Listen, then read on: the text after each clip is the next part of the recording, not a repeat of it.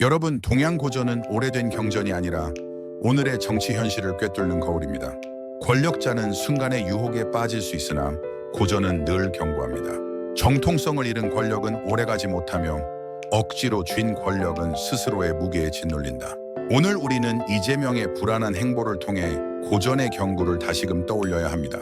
끝까지 시청해 주시고 더 깊은 성찰을 함께하기 위해 구독과 알림 설정 꼭 부탁드립니다. 이재명은 정권의 정통성에 대한 근본적인 불안을 안고 있습니다. 스스로도 3대 조작이라는 비판에서 자유롭지 못하다는 사실을 압니다. 미국 방문 시에 왜 그가 격이 낮은 외교적 대우를 받았는지 그 스스로도 잘 알고 있습니다. 왜냐하면 부정선거를 보도한 언론사의 광고를 압박했기 때문에 모를 리가 없죠.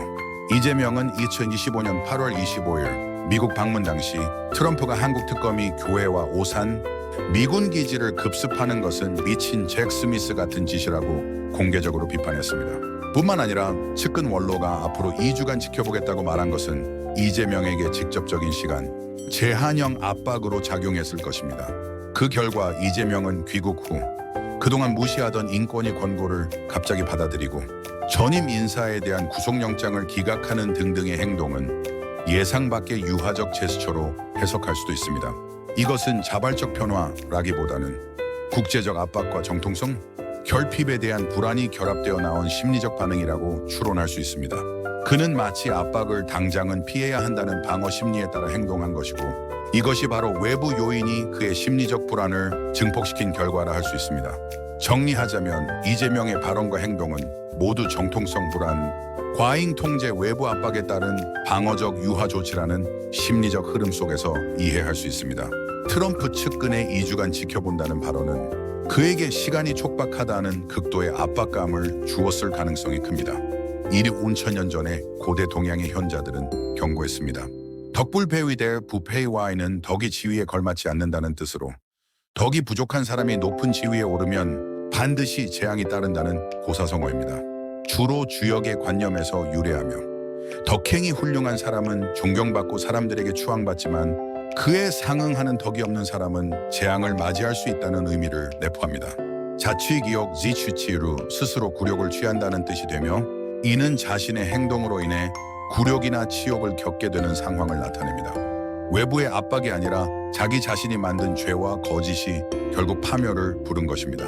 부정선거를 보도한 언론을 압박하고 선관위는 부정선거를 감시한 시민단체와 개인을 선거 방해 혐의로 무차별적으로 경찰에 고소고발을 하여 그 스스로가 국민의 신뢰를 버림으로써 스스로가 자기 파멸의 씨앗을 뿌린 것이다. 2025년 8월 25일 이재명이 미국 방문 시에 한국은 미국 정부나 트럼프 대통령이 지정한 프로젝트에 3,500억 달러 규모의 투자를 약속했습니다. 이후 투자 규모는 추가로 1,500억 달러가 더해져 총 5천억 달러 수준까지 늘어날 수 있다는 보도도 있습니다. 에너지 구매는 한국은 1,000억 달러, 규모의 액화천연가스 LNG 또는 기타 에너지 제품을 미국으로부터 구매하기로 했습니다. 한국은 미국산 자동차, 트럭, 농산물 등의 수입을 확대, 자국 시장을 개방할 방침을 밝히며 이를 통해 미국 제품의 한국 내 진출을 용이하게 할 것임을 언급했습니다. 아마도 이 약속을 지키면 한국은 그날로 국가 부도가 날 겁니다. 그는 왜 뭐가 무서워 이런 지키지 못할 약속을 했을까요? 바로 3대 조작 선거, 여론 통계로 탄생한 정권의 정통성 때문입니다. 고대 현자들은 경고했습니다.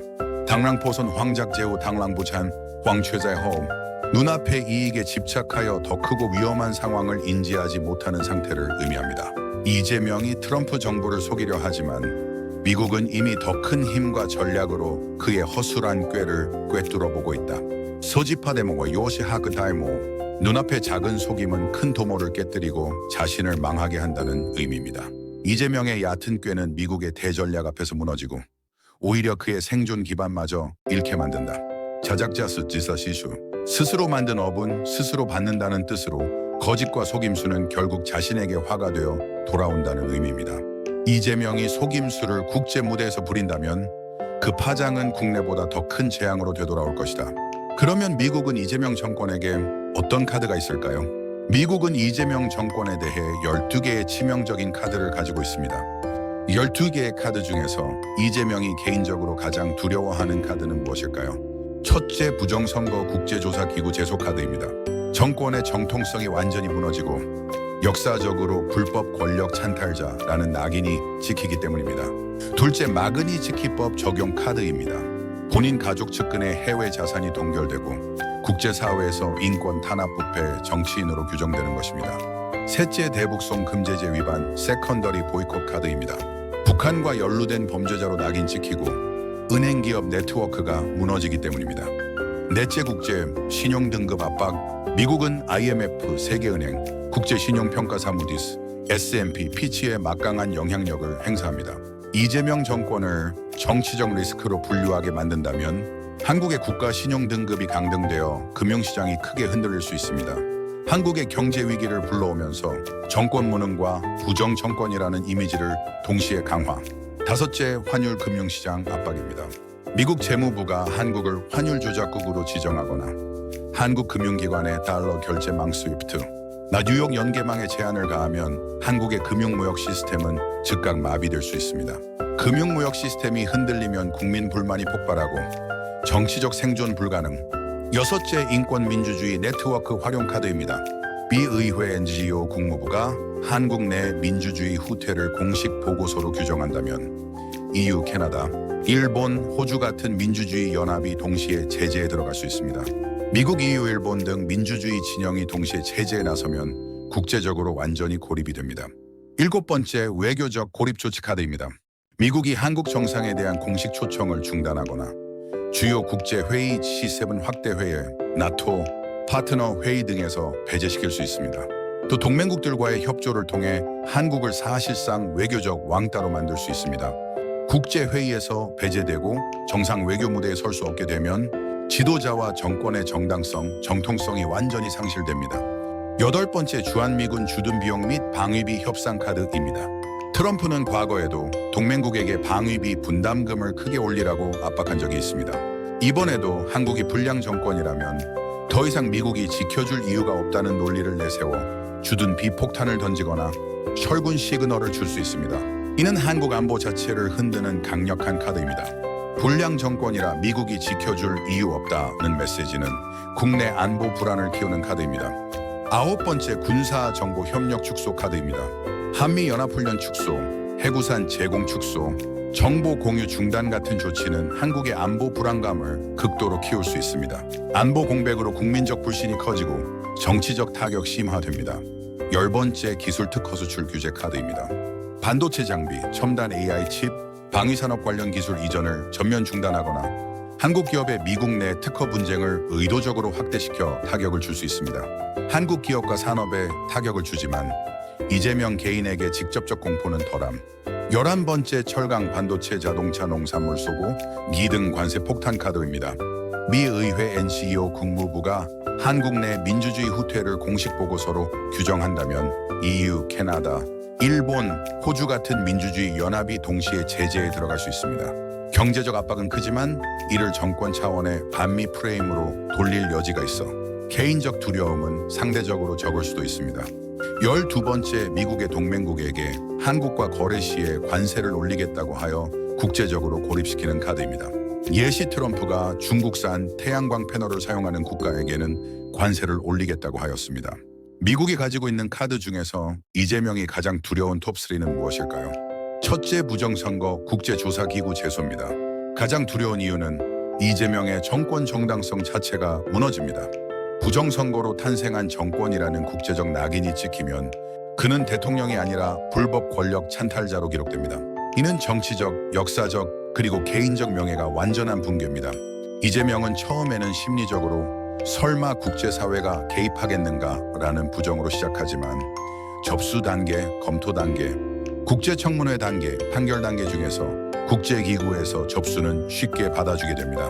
접수 단계만 들어가도 점차 불안과 불신으로 번지고 불안으로 불면을 겪게 됩니다.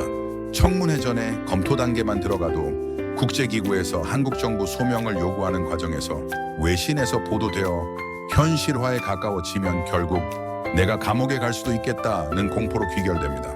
둘째는 마그니츠키법 적용입니다. 난 이 법이 둘째로 두려운 이유는 개인 자산 동결과 미국 입국 금지 조치를 포함합니다. 단순한 정치적 공격이 아니라 이재명 본인과 측근 세력의 해외 자산이 묶이고 아들 가족의 해외 진출도 막힙니다. 즉 권력뿐 아니라 개인 재산 가문 전체의 미래가 위협받습니다. 그는 먼저 미국이 직접 나를 겨냥하진 않겠지라는 합리화를 하지만 주변 인물들의 계좌 동결비자 취소가 현실화되면 편집적 불안이 커집니다. 마지막에는 내 돈줄, 내 후계, 내 안전망이 다 무너진다는 절망으로 이어집니다. 세 번째는 대북 송금 제재 위반, 세컨더리 보이콧입니다. 대북 송금 문제는 반국가 행위 내란죄와 연결될 수 있습니다. 특히 세컨더리 보이콧은 이재명 개인뿐 아니라 관련 은행 기업 측근 네트워크 전체를 붕괴시킵니다. 이는 단순한 정치적 타격이 아니라 범죄자 낙인과 동시에 금전적 사회적 기반의 파괴를 의미합니다.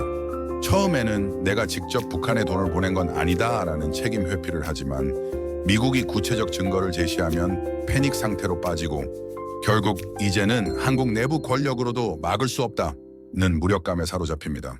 미국이 가지고 있는 카드 중에서 선관원위가 가장 두려워하는 순서는 톱3는 무엇일까요? 첫째, 부정선거 국제조사 제소입니다. 선거의 적법성에 대한 1차 책임 주체라 국제제소에 직접 표적이 되기 쉽습니다. 민주주의 후퇴 규정이 붙으면 국제적 낙인과 동시다발적 압박이 오고 심각한 경우 개인 제재 자산 동결 입국 금지로 이어질 수 있습니다. 국내에서도 직무범죄 직권 남용 프레임이 형성되면 형사 민사 리스크가 누적됩니다. 둘째, 인권 민주주의 네트워크 활용.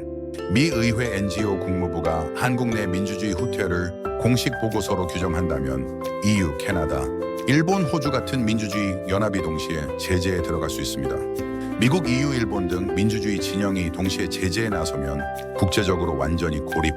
셋째, 마그니츠키법입니다. 이 법은 개인자산 동결과 미국 입국 금지 조치를 포함합니다. 단순한 정치적 공격이 아니라 이재명 본인과 측근 세력의 해외 자산이 묶이고 아들 가족의 해외 진출도 막힙니다. 즉 권력뿐 아니라 개인 재산 가문 전체의 미래가 위협받습니다. 그는 먼저 미국이 직접 나를 겨냥하진 않겠지라는 합리화를 하지만 주변 인물들의 계좌 동결비자 취소가 현실화되면 편집적 불안이 커집니다. 마지막에는 내 돈줄, 내 후계, 내 안전망이 다 무너진다는 절망으로 이어집니다. 트럼프가 이재명 정권에게 가장 부담 없이 당장 쉽게 쓸 수 있는 카드 톱4입니다. 1위는 주한미군 주둔 비용 및 방위비 협상입니다. 이유는 트럼프는 이미 과거 임기 때 한국은 더 내야 한다고 공개적으로 압박한 전례가 있습니다. 의회 승인도 필요 없고 국내 지지층 미국 우선주의에게 어필하기 좋습니다. 왜 미국이 한국을 지켜주느냐는 메시지는 트럼프의 트레드마크입니다. 2위는 관세 폭탄입니다. 이유는 트럼프의 가장 즐겨 쓰는 무기입니다. 중국, 유럽, 캐나다에도 아무 눈치 안 보고 썼던 카드입니다. 철강, 반도체, 자동차, 농산물에 관세를 매긴다고 해도 미국 산업 보호라는 명분이 있어서 정치적으로 안전합니다. 3위는 외교적 고립 조치. 이유는 정상회담 취소, G7 확대회의 배제 등은 트럼프가 혼자 결정해도 가능한 외교적 신호입니다. 국제적 후폭풍은 있더라도 내 맘대로 한다는 스타일이라 부담이 적습니다. 4위는 인권 민주주의 네트워크 활용입니다.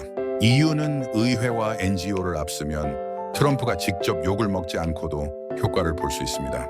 이미 미국 내 민주공화 양쪽에서 민주주의 후퇴를 비판하는 목소리가 있기 때문에 트럼프 입장에서는 간접적으로 쓰기 쉽습니다. 미국이 가지고 있는 카드 중에서 한국 검찰특검 공수처가 가장 두려워하는 순서는 톱3는 무엇일까요? 첫째, OFAC 글로벌 마그니츠키 제재 SDN 등재 25138118 카드입니다. 이 법은 개인 재산 동결과 미국 입국 금지 조치를 포함합니다. 단순한 정치적 공격이 아니라 검사 개인의 해외 자산이 묶이고 아들 가족의 해외 진출도 막힙니다. 검찰이 가장 두려운 이유는 다른 기관과는 달리 검사, 특검 등이 기소영장, 지휘 등 개별 서명과 지휘 라인이 너무 명확하고 서류에 이름이 있기 때문에 개인 단위 제재의 표적이 되기 쉽습니다. 국제인권보고서에 특정 사건 처분이 기록되면 경력 해외 활동 자산 비자에 직접 타격이 옵니다. 전조 현상으로 종교인, 일반 서민, 전직 대통령 인권 침해, 인권 유린 관련해서 해외 언론에서 기사를 취재하고 해외 은행의 자료 요구 증가, 혹시 우리 이름이? 라는 초기 불안이 시작되면 겁 잡을 수 없이 확산됩니다. 두 번째는 미 국무부 비자 제재 국가예산법 70난 스팸 일시 등 카드입니다. 유의미한 부패 중대 인권 침해 관여로 판단되면 본인 및 직계 가족의 미국 입국 불허가 공개 지정과 함께 단행될 수 있음 학업 연수 진료 학회 가족 방문에 직격탄 공개 지정은 사실상 국제적 망신과 동일한 효과가 있습니다. 전조 현상으로 공관이나 학계에서 입국 심사 강화된다더라는 풍문이 현실화되고 자녀 배우자 미래 계획 불안합니다. 세 번째 달러 결제 접근 차단 핀시엔 섹션 311 특별 대책 등으로 특정 금융창구기관 고립 카드입니다. 무엇이 두렵나? 미 재무부 핀 CEN이 주요 자금 세탁 우려 대상으로 특정 해외 금융기관 거래를 지목하면 미국 은행들은 코레스폰던트 계좌, 개설 유지 금지 등 조치를 취함, 개인 표적이 아니어도 연루된 통로가 막히면 해외 사법공조 경비 집행, 출장비, 정산, 자문료 지급 수령 등 달러 흐름이 광범위하게 경색, 조직 업무 자체가 둔화되고 개인 자금 이동도 경색됩니다.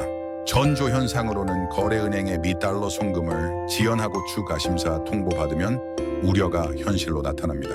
그렇다면 한국의 검찰 특검들도 마그니츠키법 적용 가능성을 알까요? 알고 있을 가능성이 높습니다. 최근 몇 년간 마그니츠키법은 러시아, 중국, 미얀마, 베네수엘라 등에서 고위 판검 정치인을 직접 제재한 사례가 있습니다. 한국 상황이 미국 유력 언론에서 숙청과 혁명이라는 단어로 반복 비판되는 걸 그들도 분명히 접하고 있습니다.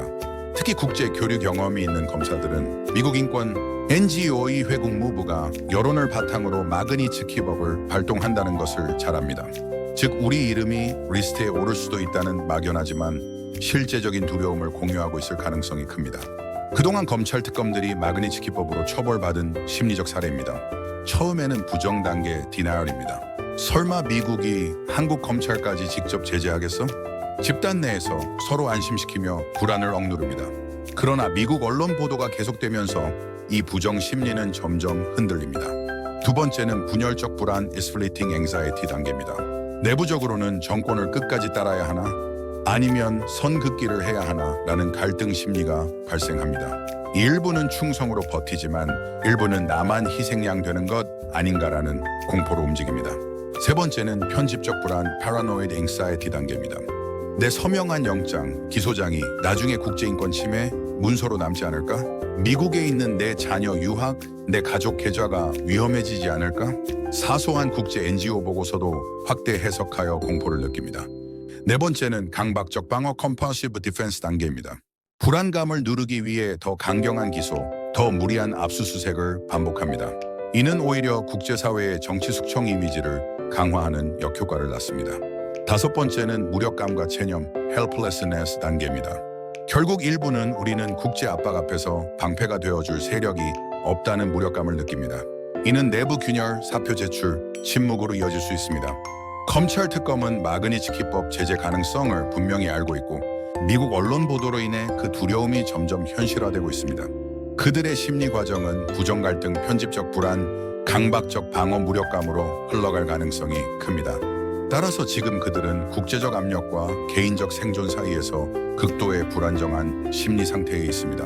미국이 가지고 있는 카드 중에서 대법원이 가장 두려워하는 순서는 톱3는 무엇일까요? 대법원이 가장 두려운 카드, 첫째는 마그니츠키입니다. 이 법은 개인 자산 동결과 미국 입국 금지 조치를 포함합니다. 단순한 정치적 공격이 아니라 이재명 본인과 측근 세력의 해외 자산이 묶이고 아들 가족의 해외 진출도 막힙니다. 즉 권력뿐 아니라 개인 재산 가문 전체의 미래가 위협받습니다. 둘째는 인권 민주주의 네트워크 활용. 미국, EU, 일본 등 민주주의 진영이 동시에 제재에 나서면 국제적으로 완전히 고립됩니다. 셋째는 부정선거 국제조사기구 제소. 정권의 정통성이 완전히 무너지고 역사적으로 불법 권력 찬탈자라는 낙인이 찍히는 것. 최종심 판단이 국제 기준에 어긋났다고 비판될 경우 사법 신뢰의 정점에서 평판 리스크가 치명적입니다. 해외 연수학술사법 교류가 잦아 국제 네트워크의 제도 개인 압력이 실제 불이익 초청 취소, 비자 제약으로 연결되기 쉽습니다. 다만 합의체 구조로 책임이 분산되는 완충은 있습니다. 미국이 가지고 있는 카드 중에서 고등법원이 가장 두려워하는 순서는 톱3는 무엇일까요? 대법원이 가장 두려운 카드는 첫째는 마그니츠키입니다. 이 법은 개인 자산 동결과 미국 입국 금지 조치를 포함합니다. 단순한 정치적 공격이 아니라 이재명 본인과 측근 세력의 해외 자산이 묶이고 아들 가족의 해외 진출도 막힙니다. 즉 권력뿐 아니라 개인 재산 가문 전체의 미래가 위협받습니다. 둘째는 인권 민주주의 네트워크 활용. 미 의회 NGO 국무부가 한국 내 민주주의 후퇴를 공식 보고서로 규정한다면 EU, 캐나다, 일본, 호주 같은 민주주의 연합이 동시에 제재에 들어갈 수 있습니다. 미국, EU, 일본 등 민주주의 진영이 동시에 제재에 나서면 국제적으로 완전히 고립. 셋째는 부정선거 국제조사기구 제소. 정권의 정통성이 완전히 무너지고 역사적으로 불법 권력 찬탈자라는 낙인이 찍히는 것. 항소심영장 심리 등 판결 결정문이 구체적 인권 침해의 근거로 남을 수 있어 노출은 존재하나 대법원 대비 국제 주목도는 낮아 제재 가능성 강도가 한 단계 낮습니다. 그럼에도 특정 사건군이 해외 보고서에 인용되면 개인 평판과 경력에 타격이 큽니다. 미국이 가지고 있는 카드 중에서 경찰 고위직이 가장 두려워하는 순서는 톱3는 무엇일까요? 첫째는 마그니츠키입니다. 이 법은 개인 자산 동결과 미국 입국 금지 조치를 포함합니다. 단순한 정치적 공격이 아니라 경찰 고위직의 담당에 해외 자산이 묶이고 아들 가족의 해외 진출도 막힙니다. 즉 권력뿐 아니라 개인 재산 가문 전체의 미래가 위협받습니다. 교회 압수수색, 서부지법과잉 처벌, 개인 유튜버 고소고발, 부정선거 방해 고소고발 등과 관련하여 집회 수사 강제력 행사와 직결돼 현장 인권 이슈에 1차 책임을 지는 자리입니다. 해외 인권단체 보고서에 빈도 높은 대상이 될 수 있고 국제협력 연수장 비포렌식 교육이 줄면 조직 운영 경력 경로가 막힙니다. 특정 지위 기록이 남아 개인 제재 표적화도 가능합니다. 둘째, 인권 민주주의 네트워크 활용 카드입니다. 미 의회 NGO 국무부가 한국 내 민주주의 후퇴를 공식 보고서로 규정한다면 EU, 캐나다, 일본, 호주 같은 민주주의 연합이 동시에 제재에 들어갈 수 있습니다. 미국, EU, 일본 등 민주주의 진영이 동시에 제재에 나서면 국제적으로 완전히 고립. 셋째, 외교적 고립 조치 카드입니다. 미국이 한국 정상에 대한 공식 초청을 중단하거나 주요 국제회의 G7 확대회의, 나토, 파트너 회의 등에서 배제시킬 수 있습니다. 또 동맹국들과의 협조를 통해 한국을 사실상 외교적 왕따로 만들 수 있습니다. 국제회의에서 배제되고 정상 외교 무대에 설 수 없게 되면 지도자 정당성 상실. 미국이 가지고 있는 카드 중에서 우리나라 군부가 가장 두려워하는 순서는 톱3는 무엇일까요? 첫째, 주한미군 비용철군 신호카드입니다. 둘째, 군사정보 협력 축소 카드입니다. 셋째, 주한미군 주둔 비용 및 방위비 협상. 트럼프는 과거에도 동맹국에게 방위비 분담금을 크게 올리라고 압박한 적이 있습니다. 이번에도 한국이 불량 정권이라면 더 이상 미국이 지켜줄 이유가 없다는 논리를 내세워 주둔비 폭탄을 던지거나 철군 시그널을 줄 수 있습니다. 이는 한국 안보 자체를 흔드는 강력한 카드입니다. 불량 정권이라 미국이 지켜줄 이유 없다는 메시지는 국내 안보 불안을 키웁니다. 오늘 살펴본 것처럼 미국이 쥐고 있는 여러 카드들은 단순한 외교 압박을 넘어 개인과 가문, 조직과 국가의 운명을 뒤흔드는 강력한 수단들입니다. 권력의 오만과 불법, 그리고 민주주의를 훼손하는 행위는 결코 오래가지 못합니다. 역사는 늘 같은 교훈을 주고 있습니다. 첫째, 인과응보, 인고, 잉바오 원인과 결과는 반드시 돌아옵니다. 지금의 불의는 훗날 반드시 그 대가로 되돌아올 것입니다. 둘째, 천망회회, 소이불루 티엔왕후이 고이슈 얼부로. 하늘의 그물은 성그러도 절대 빠져나가지 못합니다. 권력의 힘으로 순간은 피할 수 있어도 결국 진실과 정의 앞에서는 숨을 수 없습니다. 셋째, 민심여수, 민신 루수의 민심은 물과 같아 배를 띄우기도 하지만 뒤집어 엎기도 합니다. 권력이 민심을 외면할 때 그 끝은 몰락뿐입니다. 넷째, 적악성산, 지어청산, 악행이 쌓이면 마침내 산을 이룹니다. 작은 불이라도 방치하면 거대한 재앙이 되어 돌아옵니다. 다섯째, 국장망 필다요얼 고장왕 휘노머니의 나라가 망하려 할 때는 반드시 괴이한 현상과 타락이 잇따릅니다. 지금의 부패와 불의는 그 전조일 뿐입니다. 이 5가지 경고는 오늘의 한국 정치 현실에도 그대로 적용됩니다. 권력을 지키려는 불의의 집착은 결국 자신과 가문, 그리고 국가 전체를 위기로 몰아넣습니다. 따라서 지금이야말로 각자의 자리에서 정의와 책임을 선택해야 할 때입니다. 시청자 여러분, 역사의 교훈을 함께 새기고 더 깊은 분석을 원하신다면 꼭 구독과 알림을 눌러주시기 바랍니다. 준스웨이 텐밍, 샤오ren웨이, 싱파 군자의 천명, 소위 뇌형벌이라 하였습니다. 군자는 하늘의 도리를 두려워하지만 소위는 오직 형벌만을 두려워합니다. 오늘 우리가 다룰 주제, 선거 조작 의혹으로 국제기구의 제소된 정권의 불안과 공포는 바로 이 말과 맞닿아 있습니다. 정권은 스스로 정의와 진실을 두려워하지 않고 오히려 국제사회의 제재와 고발만을 두려워하기에 내적으로 붕괴할 수밖에 없습니다. 여러분 끝까지 시청하시고 진실을 꿰뚫는 통찰을 놓치지 않으시려면 꼭 구독과 좋아요로 함께 해주시기 바랍니다. 선거 조작 의혹으로 국제기구에 제소된 정권과 관련자들이 어떤 불안과 공포의 과정을 겪는지, 베네수엘라, 브라질 기타 해외에서는 어떤 처벌을 받았을까요? 1단계는 제소 점프 파이팅 불안의 씨앗 단계입니다. 베네수엘라 차베스 마두로 정권은 선거 직전부터 OAS 미주기구와 유럽연합의 감시단을 배제하거나 제한했는데, 이는 이미 부정선거 조사가 국제화될 것을 두려워했기 때문입니다. 정권 내부에서 정보 통제 강화, 내부 배신자 색출이 시작되고 고위 관리들은 혹시 내 이름이 보고서에 들어가나 라는 불안을 느낍니다. 브라질 룰라와 지우마 정부 시절에도 국제 NGO와 언론이 투표 시스템 불투명성을 문제 삼으면서 정치 엘리트들은 조기부터 사법 리스크와 국제 망신을 의식해 사전 방어 전략을 꾸몄습니다. 2단계는 제소 직후 포스트 파이팅 충격과 혼란 단계입니다. 베네수엘라 2011년 총선 부정 의혹이 OAS와 UN에 제소되자 정부 고위층은 즉각 출국을 자제했고 가족들의 해외 체류 계획도 줄줄이 취소되었습니다. 국제기구 문서에 마두로 정권 고위 관리라는 문구가 등장하는 순간 내부에서는 언제 제재 리스트에 오를지 모른다는 공포가 퍼졌습니다. 브라질 대법원 판결과는 별개로 국제 언론과 기구들이 부패 선거 결탁 문제를 다루자 정치인들은 외국 자산 비자 문제를 의식하여 변호사 고용, 해외 은닉 재산 이동 시도, 가족 이민 검토 등 방어적 행동을 보였습니다. 3단계는 국제적 조사와 청문회 과정 압박과 고립 단계입니다. 베네수엘라 OAS UN 인권이사회 청문회에 증인들이 출석하자 내부 관리들은 배신자 색출 보복 공포로 서로를 불신했습니다. 동시에 국제 언론이 보도하자 이미 세계적 범죄자 이미지가 굳어진 것 아니냐는 절망감이 확산되었습니다.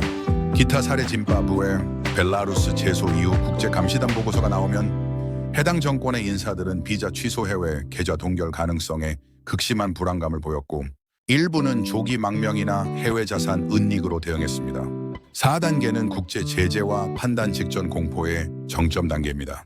제소 후 시간이 흐르며 국제기구가 정식 조사 착수, 보고서 채택 청문회로 이어지는 단계에서 당사자들은 오심리적 압박 불면증, 가족의 미래 불안, 내부 고립, 오정치적 압박 동맹국이 거리를 두고 언론 시민사회가 퇴진 요구 강화, 오경제적 압박 달러 결제 제한, 해외 자산 위험 노출. 베네수엘라의 경우 마두로 측근들이 언제 미국 OFAC 제재에 걸릴지 매일 불안해했으며 실제로 수차례 미국 EU의 개인 제재가 이어졌습니다. 브라질에서는 국제 제소 자체가 정권 붕괴까지 가지는 않았지만 정치 엘리트가 도덕적 정당성 상실과 국제사회에서 고립되는 두려움을 크게 체감했습니다. 5단계는 장기화 단계 불안의 일상화 단계입니다. 국제 제소가 결론 나지 않아도 언제든 이름이 보고서에 실릴 수 있다는 불안이 만성화됩니다. 해외 출국이나 금융거래에 제한이 생기면서 고위층은 심리적 고립감과 불신의 정치 문화에 갇히게 됩니다. 베네수엘라와 짐바브웨 사례처럼 일부는 끝까지 버티지만 일부는 내부 균열 망명으로 이어집니다. 정리, 네. 국제기구 제소가 꼭 정권 붕괴를 의미하는 것은 아니지만 제소 전부터 심리적 불안, 제소 직후 충격, 조사 청문회 단계의 고립감 제재 가능성, 공포 장기적 불안의 일상화라는 공통된 과정이 확인됩니다. 이때 정권 내부 인사들은 단순한 정치적 불이익이 아니라 가족 자산 명계 전체가 무너질 수 있다는 총체적 공포를 경험하게 됩니다. 부정선거로 제소되는 과정에서 그들은 어떤 심리적 압박을 느낄까요? 심리적 3단계를 해외 사례로 살펴볼까요? 1단계 제소 전 프리퍼링 단계입니다. 제소 가능성이 감지되는 시기입니다. NGO와 야당, 시민댄스 등 해외의 언론이 문제를 제기하기 시작합니다. 국제기구의 진정청원 움직임이 감지됩니다. 관련자들이 혹시 우리 이름이 올라갈까 하는 불안 시작하죠. 2단계는 제소 직후 포스트 파이팅 단계입니다. 공식적으로 제소가 접수되었다는 사실이 알려진 시점입니다. 이 단계에서는 아직 국제기구가 증거를 검토하거나 판단을 내린 것은 아닙니다. 개인이나 시민단체, 국제기구에서 접수증을 언론에 유출시킵니다. 당사자 입장에서는 국제사회가 우리 문제를 테이블 위에 올렸다는 충격과 공포가 시작됩니다. 심리적 반응은 출국을 자제하고 해외로 자산 이동하기 시작합니다. 변호사를 고용하고 내부 배신자 색출하기 시작합니다. 3단계는 증거 검토 조사 단계 Evidence Review and Investigation입니다. 국제기구의 UN, OAS, EU, ICC가 제소된 사건의 증거 자료와 증언을 수집 검토하기 시작합니다. 이때 당사국의 관련자들을 국제청문회 출석을 요청합니다. 현장 조사단을 해당국에 파견하고 증인 채택 등이 이어질 수 있습니다. 당사자는 이제 구체적 이름과 자료가 공개되나? 라는 불안과 공포를 느끼기 시작하죠. 따라서 제소 직후 포스트 파이링 제소 사실이 공개된 뒤 조사 전까지의 충격과 불안 단계입니다. 증거 검토 단계에서는 제소 이후 국제기구가 본격적으로 조사 판단에 들어간 단계입니다. 다음은 선거 조작 의혹으로 국제기구 서류 접수되기. 해당 정권과 관련자들이 불안과 공포를 겪는 1단계는 무엇일까요? 제소 전 1단계는 미국 대통령의 핵심 측근들이 언론에 기고를 하고 선거 조작 해당 국가의 언론에서는 일체 부정선거를 다루지 않습니다. 불안의 씨앗 단계입니다. 부정선거 국제기구에 제소하기 위해 서류 접수 전 1단계 프리파이링 단계입니다. 베네수엘라의 차베스 마두로 정권은 선거 직전부터 OAS 미주기구와 유럽연합의 감시단을 배제하거나 제한했는데 이는 이미 부정선거 조사가 국제화될 것을 두려워했기 때문입니다. 정권 내부에서 정보 통제 강화, 내부 배신자 색출이 시작되고 고위 관리들은 혹시 내 이름이 보고서에 들어가나? 라는 불안을 느낍니다.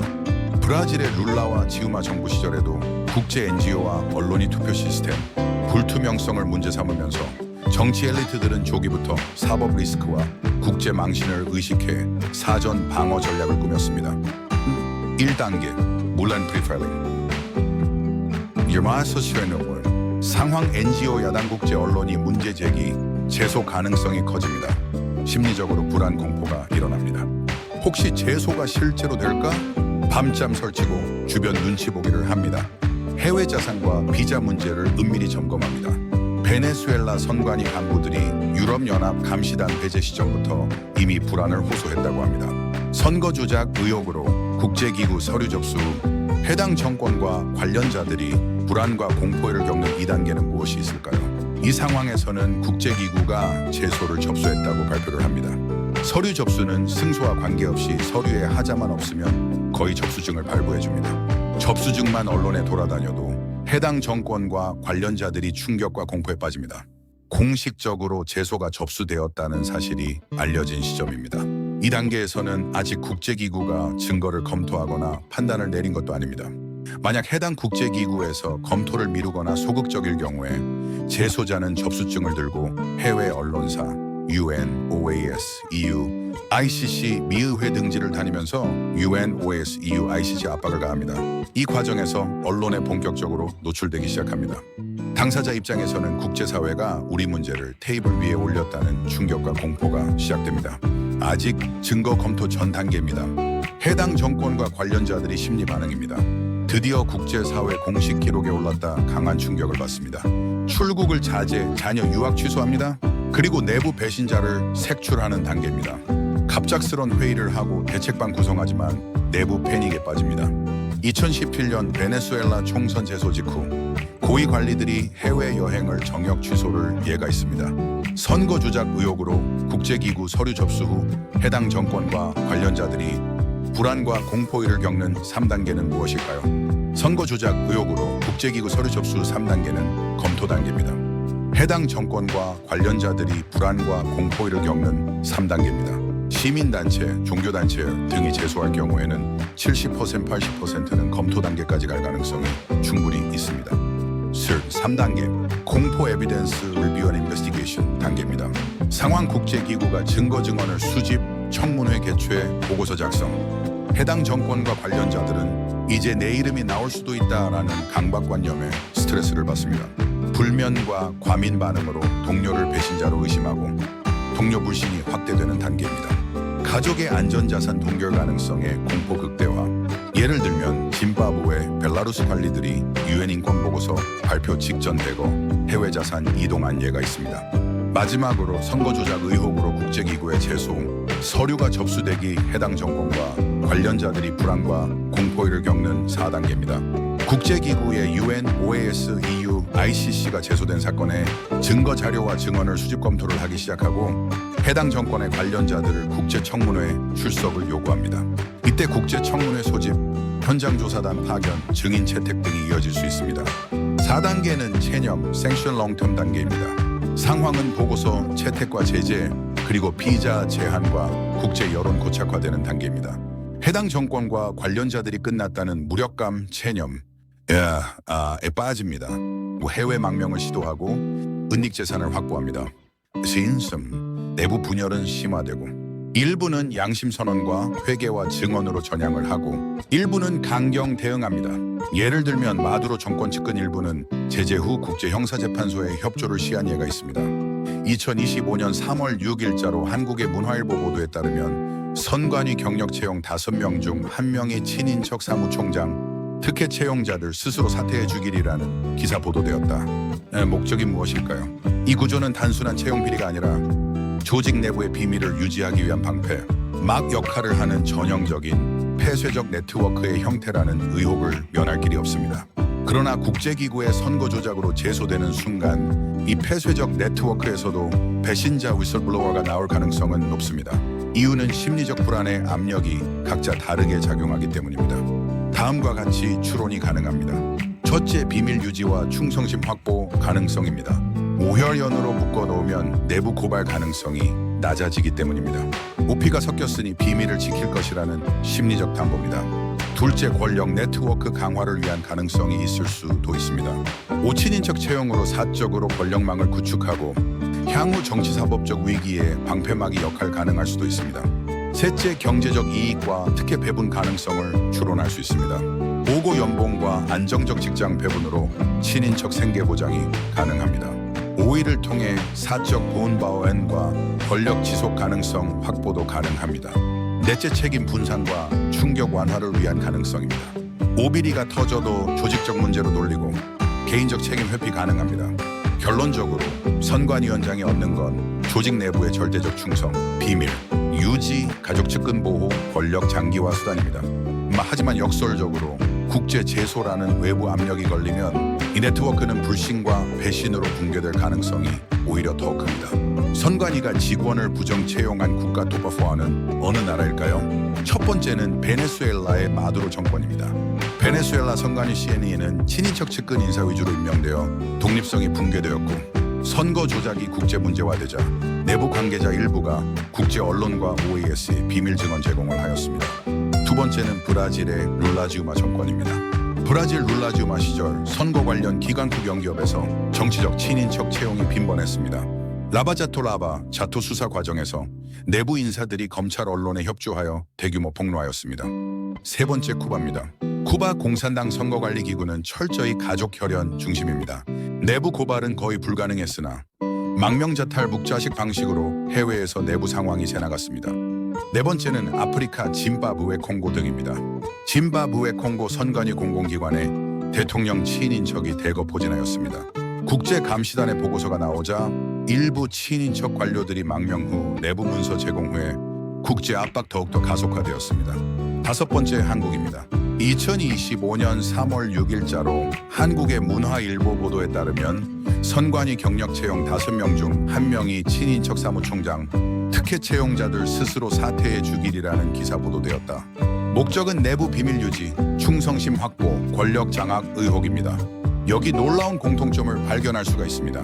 혈연과 인척 네트워크는 단기적 방어벽이 되지만 막상 국제 제소가 시작되면 오히려 배신자가 더 쉽게 발생합니다. 왜냐하면 친인척은 전문 관료보다 충성심이 약하고 본인과 가족 생존을 우선시하기 때문입니다. 국제선거조작기구의 제소 전 제소 후 선관위 부정 채용, 친인척 구성원들의 5단계 심리 변화 외국의 사례입니다. 헤이더룸 1단계 제소 전 단계입니다. 불안의 시작 단계입니다. 혹시 이번에 우리 조직이 제소될까? 가족 지인 중심으로 뭉쳐서 괜찮다. 다 덮일 거다라는 자기 합리화를 합니다. 그러나 자녀 배우자의 미래 입시, 해외 유학, 취업 등을 생각하면서 은근히 불안이 쌓입니다.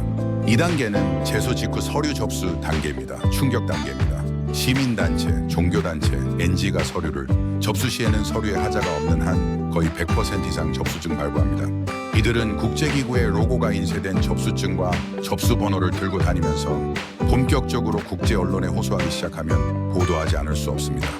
또한 이제 국제기구가 접수증을 발표합니다. 이제 국제적으로 기록이 남는다는 충격을 받습니다. 내부에서는 누가 내부 문서를 흘렸나 색출 분위기입니다. 친인척들끼리도 의심이 시작되고 형부가 흘린 거 아니야? 사촌이 기자랑 얘기한 거 아니야? 불신이 확산하는 단계입니다. 3단계는 증거 검토 단계, 공포 단계입니다. 국제기구가 해당국의 관련자들에게 자료 요구하고 청문회 준비를 해야 합니다. 실명이 노출되고 증언이 노출되면 공포에 휩쌉니다. 친인척 채용자는 대부분 전문성이 부족하기 때문에 압박받으면 다른 직원보다 오히려 더 쉽게 진술하고 제보한 해외의 사례가 있습니다. 내가 말하지 않으면 내가 희생양 된다는 두려움 속에서 선제적 배신이 발생하기 마련입니다. 4단계는 제재 청문회 직전 공포의 절정 단계입니다. 국제기구에서 청문회 출석을 해당 국가의 관계자에게 요구하면 불안과 불면증으로 잠을 자지 못합니다. 해외 자산, 유학비자 문제가 막히는 순간 친인척들은 가족 단위로 불안정에 빠집니다. 내부 결속이 깨지고 일부는 비밀 녹음과 문서가 외부로 전달되기도 하고 이때부터 양심 선언이 터지기 시작하는 단계입니다. 내가 먼저 협조해야 보호받는다는 계산이 작동하고 배신자가 본격적으로 등장하기 시작하는 단계입니다. 이때 친인척이 제일 먼저 등장하기 시작합니다. 5단계 장기화 체념과 분열 단계입니다. 국제조사는 단기에 끝나지 않고 수년간에 걸쳐 장기화됩니다. 이때 언제까지 숨길 수 있을까 고민을 합니다. 내부적으로는 서로를 밀어내는 책임 전가가 심화됩니다. 일부는 자발적 망명, 일부는 언론과 접촉, 일부는 조직에 남아 끝까지 방어하지만 이미 조직은 붕괴된 후입니다. 결국 혈연과 친인척으로 얽힌 폐쇄적 네트워크도 국제적 압력 앞에서는 와해됩니다. 2300년 전 고대 동양의 현자 한페이지는 오늘날의 우리 문제를 이미 날카롭게 통찰하고 있습니다. 이해지교, 이진즉산 권세지교, 세거즉경 리하이지교, 리진저 산천시지교, 수취저 싱라 했습니다. 즉 이익으로 맺어진 관계는 이익이 닿으면 흩어지고 권세로 묶인 관계는 권세가 사라지면 무너진다는 뜻입니다. 오늘 우리가 살펴본 사례들 역시 친인척 네트워크라는 가짜 방패는 위기의 순간 배신과 붕괴로 이어질 뿐임을 증명합니다. 한비자 또 말했습니다. 세자 군지중야 실세 즉군하경지 실저 균주종 예시시 저춘샤 칭지 권세는 임금의 무게이니 권세를 잃으면 신하들이 임금을 가볍게 여긴다. 권력으로만 묶어둔 네트워크는 제재와 위기 앞에서 순식간에 배신과 무시로 변한다는 날카로운 경고입니다. 구독자 여러분, 역사의 교훈을 잊지 마십시오. 끝까지 함께 하시려면 구독과 알림 설정 꼭 부탁드립니다. 큰 시인 한비자가 말했습니다. 실덕상의 실드상회 덕을 잃으면 지위를 잃는다. 권력은 도덕적 정당성을 바탕으로 유지되며 도덕을 잃은 자는 반드시 권좌에서 밀려나게 됨을 경고하는 구절입니다. 맹자는 말했습니다. 민심향배 민신향배 민심이 어디로 향하느냐에 따라 나라의 흥망이 결정된다. 정치 권위의 근본은 백성의 마음에 있으며 이를 거스르면 권세는 무너진다는 교훈. 주역의 개사전에 이르기를 덕불배위다 부패외 덕이 그 지위에 부합하지 않으면 재앙이 따른다는 뜻으로 사람이 지위나 재물에 어울리는 덕을 갖추지 못했을 때 반드시 좋지 않은 일이 생긴다는 의미입니다. 지금의 선관위원장은 정당성에 대한 의혹이 커져감에도 불구하고 국민 앞에서 설명하기보다 선관위원장이 보여주는 태도는 침묵과 고소고발의 남발입니다. 그러나 서경의 실덕상이 시드상웨이가 경고하듯 공직자의 권위는 덕과 신뢰에서 나오는데 국민의 신뢰를 잃은 순간 그 자리는 공허해집니다. 오늘은 국제적으로 선거 조작 의혹 제소 과정에서 드러나는 외국의 선관위원장들의 심리적 방어 기제를 분석하며 왜 국제사회 앞에서 더욱 고립될 수밖에 없는지를 살펴보겠습니다. 구독과 알림 설정을 해주시면 고대 철학의 눈으로 현대 정치의 본질을 꿰뚫는 분석을 계속 만나실 수 있습니다. 선관위원회에서 부정선거를 주장하는 사람들에게 선거 방해죄로 경찰에 고발을 하는 이유가 무엇일까요? 자신에게 오는 비판을 정치적 논쟁, 법적 범죄 행위로 바꾸면 국제적 의혹을 단순 여론으로 축소시킬 수 있다고 믿는 것 같습니다. 그래서 그는 부정선거를 주장하는 시민을 선거 방해죄로 고발함으로써 비판자, 범법자로 뒤바꿔 놓으려는 심리적 방어 기제를 사용하는 것 같습니다. 언론과의 직접 노출을 피하는 이유는 기자회견이나 인터뷰에서 단 한마디라도 실수하면 국제 여론이 증폭될 수 있다는 노출 공포 때문입니다. 따라서 그는 철저히 침묵 고소고발 남발이라는 방식을 선택합니다. 이는 프로이트적 관점에서 투사 프로젝션과 회피 어보이던스가 결합된 전형적 패턴으로 볼 수 있습니다. 그런데 선관위원장은 왜 3대 조작에 다하여 언론에 나와서 당당하게 발표하지 않고 고소고발만 할까요? 다음은 고발 심리 과정 단계별입니다. 부정데니알 부정선거 존재하지 않는다. 음모론이다. 분노한 게 자신과 조직을 공격하는 세력에 대한 분노. 투사 프로젝션 책임을 자신이 아닌 비판자에게 돌리고 강박 촌풀쇼 고발을 반복적으로 남발하여 내가 권위를 유지하고 있다는 자기 확신 확보하고 은폐 어보이던스 언론 대중 앞에 절대 나오지 않고 법적 절차 뒤에 숨는 것이다. 선관위원장은 정통성 붕괴 공포 때문에 국제적 시선을 피하려 합니다. 그는 내가 정당하다는 자기 암시를 위해 부정선거를 주장하는 시민을 적법한 법의 심판 대상으로 몰아붙입니다. 그러나 심리 깊숙이 깔린 감정은 내가 잘못을 덮고 있다는 사실을 국제사회가 점점 더 아는구나라는 불안이며 이 불안이 침묵 고발 남발로 표출되는 것입니다. 그동안 외국의 경우 부정선거로 국제기구에 제소당하기 전부터 제소당한 후 불안과 공포를 겪는 과정입니다. 첫째 제소 전 초기 단계는 불안의 씨앗과 자기합리화를 합니다. 설마 국제기구가 한국 문제에 개입하겠는가라는 부정데니아를 합니다. 동시에 미국 의회 언론 보도를 보며 막연한 불안 anticipatory anxiety 시작됩니다. 방어 기제로 자기 합리화 rationalization을 발동됩니다. 야당이나 시민들이 정치적 프레임을 씌우는 것일 뿐이다. 그러나 낮에는 문제없다는 태도를 유지하지만 밤에는 외신 기사를 확인하며 불명앙 박적 검색 행동이 나타납니다. 둘째 막상 제소 임박 단계에 들면 현실화되고 불안과 분노를 표출합니다. 국제 NGO와 해외 인권 단체가 본격적으로 문제 제기를 하면 예기 불안 anticipatory fear이 극도로 커집니다. 동시에 나를 겨냥한다는 편집적 불안 파라노이드 앵사이어티에 심화됩니다. 방어 기제가 발동되어 공격 프로젝션 앤 어그레션합니다. 부정선거를 주장하는 시민야당을 선거 방해범으로 고발하여 불안을 타인에게 전가시킵니다. 2단계에서의 심리적 상태는 패닉입니다. 언론을 절대로 만나지 못합니다. 언론을 회피해야 합니다. 내부 보고 문건에 집착을 하고 고발 남발합니다. 외부 노출 자체가 치명타가 될 수 있다는 강박에 쌓이게 됩니다. 셋째, 제소 직후 단계에는 충격과 패닉에 빠지게 됩니다. 국제기구의 공식 제소가 접수되면 패닉 리액션 상태에 빠집니다. 이제는 국제법 국제사회가 내 이름을 기록한다는 현실인식 정통성 붕괴 공포가 극대화됩니다. 방어 기제로 철저한 회피 어보이던스를 합니다. 기자회견 언론 접촉 완전 차단을 하고 법적 대응만 무한 반복합니다. 신체 증상 불면, 심장 두근거림, 불안 발작 증상도 일어납니다. 내부 참모 법률 자문에 집착하지만 근본적 해결책 없습니다. 넷째 제소 후 진행 단계입니다. 자기 고립과 통제 상실감을 느낍니다. 무학자 극시 언론에는 이름이 오르내릴수록 수치심 참회와 무력감 헬플레스넷이 중첩입니다. 동시에 내가 희생양이 되는가라는 피해자 의식과 분노가 교차하고 방어 기제 투사 프로젝션으로 모두 정치적 음모다라며 책임을 외부로 돌립니다. 조직 내부 결속이 흔들리면서 고립감 심화됩니다. 내가 무너지는 순간 정권 전체가 무너진다는 이중 부담을 느낍니다. 다섯 번째 장기적 단계입니다. 체념과 불안정한 적응을 합니다. 국제기구 절차가 길어지면 극심한 불안에서 부분적 체념 아ceptan체 단계로 이동합니다. 그러나 완전한 수용이 아니라 불안과 분노가 주기적으로 재발하는 불안정한 적응 상태입니다. 대외적 발언은 최소화하고 내부 문건법적 변명에 의존합니다. 하지만 매번 외신 보도나 국제 청문회가 열릴 때마다 다시 공포가 재발됩니다. 국선관위원장은 국제 제소 과정을 거치면서 정통성 붕괴 공포 개인적 생존 불안을 동시에 겪고 이는 침묵과 고소고발의 반복이라는 행동 패턴으로 드러날 가능성이 큽니다. 선관위원장이 국제청문회 나가야 할 법적 의무가 있을까요? 나가지 않으면 어떻게 될까요? 청문회나 가서 승소, 패소와 관계없이 나가는 자체가 치명적이지 않나요?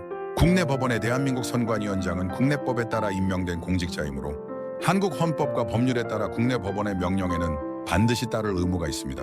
국제청문회, 국제기구, 국제선거감시기구나 인권위원회, UN, 산하기구 등이 청문회를 열 경우 법적 강제력이 있는 것은 국제형사재판소 ICC, 국제사법재판소 ICJ 같은 일부 한정적 재판기관뿐입니다. 선관위원장은 한국 정부 행정부와 협조 여부에 따라 출석 여부를 선택할 수 있으며 법적으로 무조건 의무는 아닙니다. 다만 불출석 시 국제적 신뢰도 상실과 정치 외교적 불이익이 따릅니다. 국내적으로는 안전합니다. 한국 헌법상 주권 국가의 기관장이므로 국제기구가 강제로 데려갈 수는 없습니다.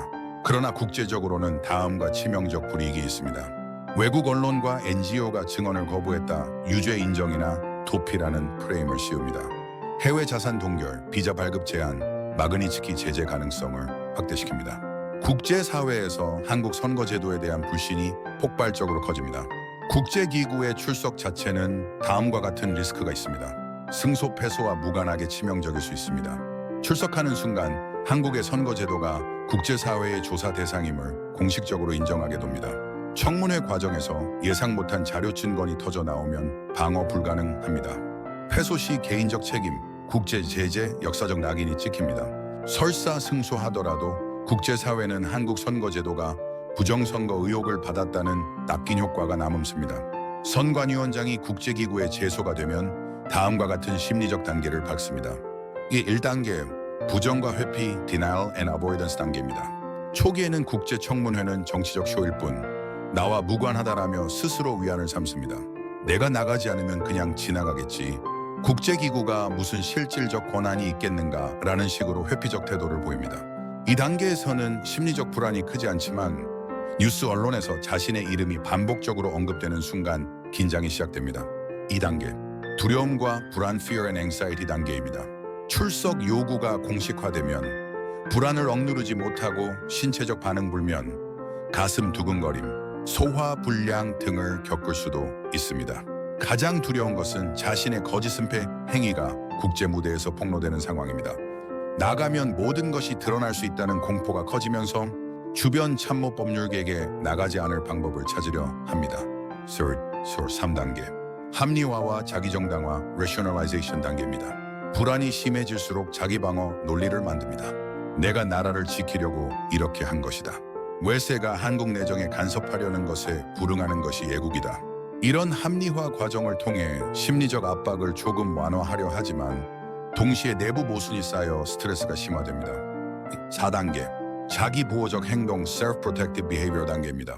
외부 언론과 시민 앞에 전혀 모습을 드러내지 않고 법적 대응 고발, 고소를 통해 반대자들을 위축시키려 합니다.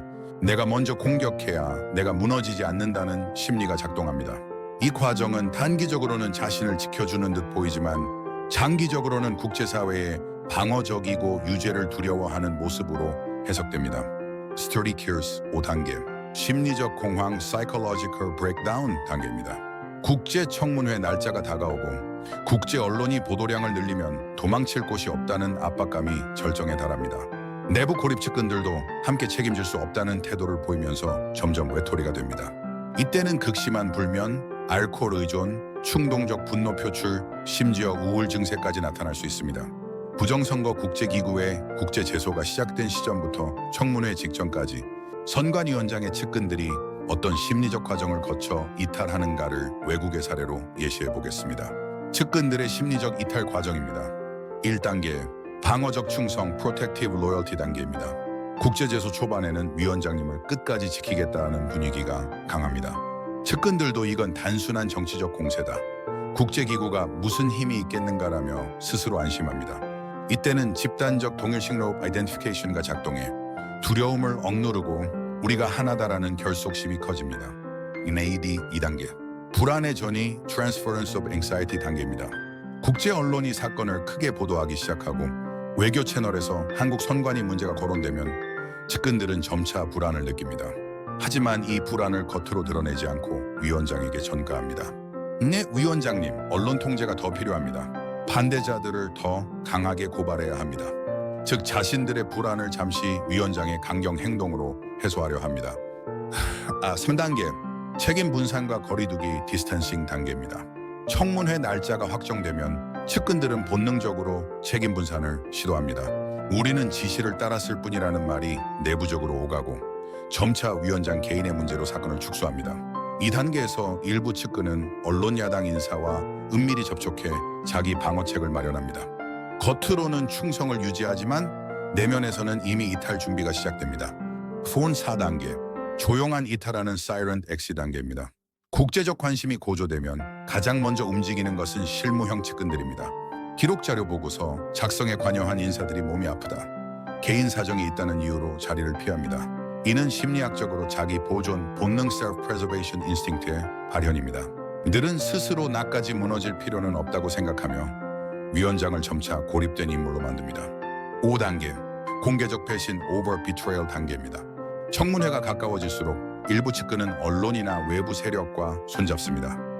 나는 경고했지만 위원장이 강행했다는 식으로 증언을 흘려 스스로 면책을 시도합니다. 이 과정에서 위원장은 심리적으로 극도로 위축되며 자신을 지켜주던 울타리가 하나씩 사라지는 공포를 체감합니다. 6단계, 최종 고립 complete isolation 단계입니다. 청문회 직전 위원장 곁에는 형식적 자리만 지키는 소수 인물만 남습니다. 초기의 결속은 완전히 사라지고 측근들은 위원장과의 거리두기를 통해 자기 생존을 택합니다. 심리적으로 위원장은 나 혼자 모든 책임을 뒤집어 쓸 수 있다는 절망감에 빠지게 되고 측근들의 이탈은 그 공포를 배가시킵니다. 왜 측근들이 이탈하는가? 핵심 요약, 자기 보존 본능 때문입니다. 위기가 커질수록 본능적으로 자기 생존을 우선시합니다. 책임 분산 심리 때문입니다. 집단적 잘못을 지도자의 개인적 잘못으로 전가해 자신을 보호합니다. 국제 압력의 실체화 때문이니 제소와 청문회는 단순 정치 공세가 아니라 실질적 법적 국제적 책임으로 다가오기 때문입니다. 언론 사회적 낙인 회피 끝까지 붙잡혀 있으면 나까지 매장된다는 두려움입니다. 요약하자면 측근들은 국제제소 직후엔 결속하지만 청문회 날짜가 확정되고 국제 압력이 현실화되면 서서히 이탈합니다. 결국 마지막 순간에는 위원장 개인만 남고 측근들은 생존을 위해 공개적 배신까지 서슴지 않게 된다는 것이 그동안의 흐름입니다. 시민단체가 부정선거 국제기구에 직접 제소를 할 경우에 접수를 받아줄 가능성은 몇 %일까요? 국제기구가 접수 후 검토할 가능성은 몇 %일까요? UN 인권이사회, OHCHR, OSCE, UN 선거지원국 UNDPA 등은 시민단체나 개인의 진정 페티션을 형식적으로는 접수할 수 있습니다. 다만 정식 제소가 아니라 의견 서자료 제출 수준으로 기록되는 경우가 많습니다. 현실적으로 접수 자체는 형식적으로 가능할 확률이 60719% 정도라고 볼 수 있습니다. 즉 문서 자체는 받아주지만 공식 사건으로 다루겠다는 보장은 전혀 없습니다. 접수 후 검토 가능성. 국제기구는 선거 문제를 다루는데 극도로 신중합니다. 검토에 들어가려면 다음 조건이 있어야 합니다. 국가 차원의 요청, 미국 국무부, EU, UN 회원국 정부의 공식 문제 제기, 광범위한 국제 언론 보도, 세계적 이슈로 떠오른 경우, 심각한 인권 침해와 연결, 단순한 선거 부정 주장보다는 그로 인해 정치적 탄압 투옥 등이 발생했을 때 이런 조건이 충족되지 않으면 형식적 보관에 그치고 검토로 넘어가지 않습니다. 따라서 시민단체 단독 제소가 실질적 검토로 이어질 확률은 1200% 정도에 불과합니다. 그러나 접수 자체 가능성 6076% 문서 자체는 받아줄 수 있음. 실질적 검토 가능성 1020% 국제적 여론과 정부 차원 지원 없이는 극히 제한적입니다. 즉 시민단체가 단독으로 제소를 해도 국제기구에 서류를 제출했다는 상징적 효과는 있을 수 있습니다. 시민단체 제소의 성공 가능성을 높이는 전략. 마스터 국제 NGO와 공동제소. 국제적으로 신뢰도 높은 NGO에 휴먼 라이츠 워치, 국제 앰네스티, 카터센터와 협력하면 국제기구의 관심도가 급격히 높아집니다. 시민단체 단독 제소는 국내 정치 싸움으로 보일 위험이 크지만 국제 NGO가 서명 지지를 하면 객관성과 보편성이 강화됩니다. 샤크, 미국 유럽 의회 의원들과 연계, 미국 의회의 코리아 코커스, EU 의회의 인권위원회, 캐나다 호주의 민주주의 네트워크 의원들을 설득하여 동시에 서한을 제출하게 하면 국제기구가 무시하기 어려워집니다. 특히 미국 국회의원 몇 명이라도 한국의 선거 의혹을 조사해야 한다는 성명을 내면 국제기구는 반드시 검토 테이블에 올립니다. 3. 언론 플레이 국제 여론화. 뉴욕타임스, 워싱턴 포스트, BBC, 가디언 등 서방 주요 언론의 관련 기사가 나오면 국제기구는 정치적 압력을 받습니다. 국제기구는 스스로 정치적 중립을 강조하기 때문에 언론이 계속 보도하는 사안을 외면하기 어렵습니다. 세임비센의 법적 인권적 연결고리 강조. 단순히 부정선거가 있었다가 아니라 그 결과로 정권이 반대 세력을 탄압했다. 언론 자유가 억압됐다. 정치범 구금이 발생했다. 이런 인권 침해와 직접 연결시켜야 국제기구가 다룰 명분이 생깁니다. 에리츠 다자 터저 공동행동, 한국 시민단체 단독 제소보다 여러 국가 출신의 디아스포라 해외 한인단체, 국제학자, 네트워크 변호사 그룹 등이 함께 제소하면 더 무게감이 생깁니다. 이에 한국, 미국, 유럽, 호주 시민사회 연합 제소 같은 방식, 양리언 제소의 단계적 전략, 1단계 UN 인권이사회의 개별 진정 심보릭 효과, 2단계 OSCE 선거감시단이나 국제 NGO의 동시 제보, 3단계 미국 의회 유럽 의회 의원과 함께 공동 청원, 4단계 국제 언론을 통해 왜 국제기구가 침묵하느냐 여론 조성, 이렇게 단계별 압박을 병행하면 단순 제소 확률 6.07%, 검토로 넘어갈 확률을 3.2%까지 높일 수 있습니다.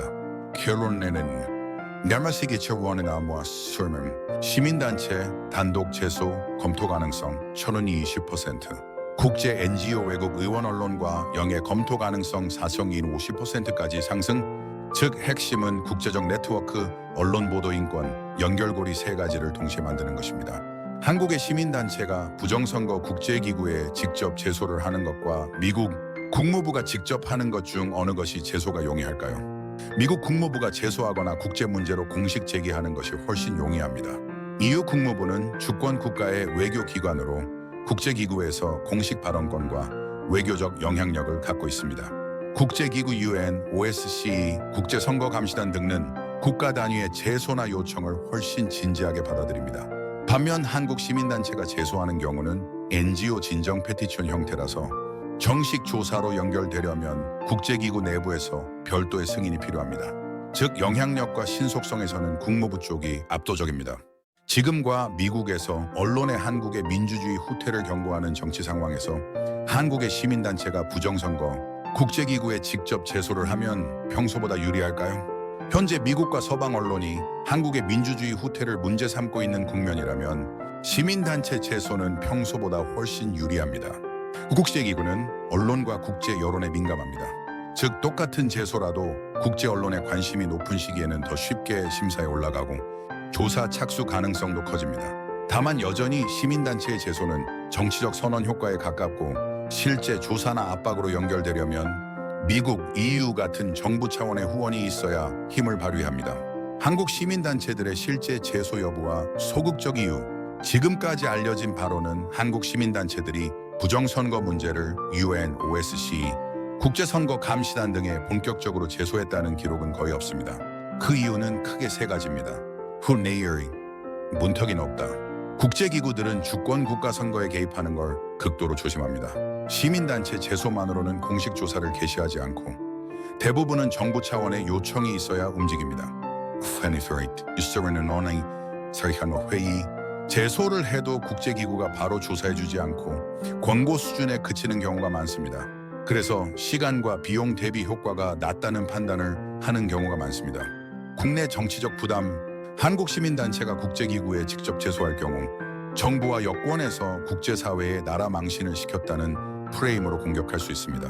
이런 정치적 보복이나 불이익을 우려해서 활용을 꺼리는 경우가 있습니다. 제소의 용이성 시민단체, 미국 국무부가 훨씬 쉽고 효과적. 현재 상황 언론과 미국 정치권이 한국 민주주의 후퇴를 경고하는 지금은 시민단체 제소도 평소보다 유리. 제소 여부 아직 본격 제소 사례는 거의 없으며 그 이유는 문턱이 높고 실효성 낮고 정치적 부담 때문. 국제기구에 제소 후 접수증만 있어도 활용할 때가 많이 있습니다. 국제기구에 제소하면 접수증이나 접수했다는 서류가 같은 게 있나요? 국제기구 제소 시 발급되는 접수 관련 문서, 접수 확인서 (Acknowledgement of Receipt), UN 인권이사회 OHCHR, UN 특별보고관 OSCE 같은 곳에 진정을 넣으면 보통 당신의 문서를 받았다는 확인 메일이나 공문을 발급합니다. 형식은 단순할 수 있지만 국제기구의 공식 로고 선명이 들어간 문서라서 신뢰성이 큽니다. 사건 번호 또는 reference number, UN 개별 진정 절차의 인권위원회, 고문방지위원회 등에서는 접수 시 사건 번호 차세, 넘버 T 또는 접수 번호 reference number를 부여합니다. 이 번호가 있으면 내 사건이 공식적으로 등록되었다는 증거가 됩니다. 추가 자료 요청 서한 request for information, 어떤 경우엔 접수 후 사무국에서 추가 자료가 필요하다는 서한을 보냅니다. 이 서류 자체가 국제기구가 검토 중이라는 증거로 활용될 수 있습니다. 접수 증확인서 활용 방법. 국내 정치 언론 활동에서 활용 부정선거 의혹이 국제기구에 공식적으로 제소되었다는 메시지를 내면 여론전에 큰 효과. 특히 접수증 사본을 언론에 공개하면 파급력이 있습니다. 국제 네트워크에서 활용 미국 의회, 유럽 의회, 해외 NGO의 접수증을 보여주면 이미 국제 절차가 시작되었다는 명분이 생겨 공동 행동을 이끌어내기 쉽습니다.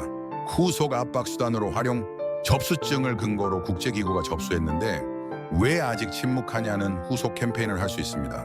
즉 국제기구를 계속 움직이게 만드는 지렛대 역할. 국제기구에 제소하면 접수 확인서 사건 번호 공식 서한 같은 문서가 발급될 가능성이 큽니다. 이 문서는 국제적 국내적 여론전에서 강력한 증거로 활용할 수 있습니다. 설령 실제 조사까지 안 가더라도 접수 사실만으로도 정치적 외교적 활용도가 매우 높습니다. 논어의 공자가 말하길 민심을 잃으면 천하를 잃는다. 실민심자 실천하 시민 신저 시티엔샤 한력 아코리얼 에네버하는 단어였습니다. 백성의 마음을 꿰뚫어 이해하고 그 이해를 바탕으로 실제 행동과 실천을 통해 백성을 섬기거나 백성의 뜻을 따르는 사람이 되어야 한다는 점을 강조하는 말입니다. 주역의 덕불배위 디에부페이웨이처럼 정직성과 도덕적 무게가 직위에 어울리지 않는다면 국제사회 역시 그 권위를 인정하지 않을 것입니다. 이는 청문회와 국제 제소 과정에서 드러나게 될 불가피한 결과입니다. 마지막으로 공자가 말한 시민신, 즉 티엔샤는 선관위원장뿐 아니라 모든 정치 권력자에게 공통적으로 적용됩니다.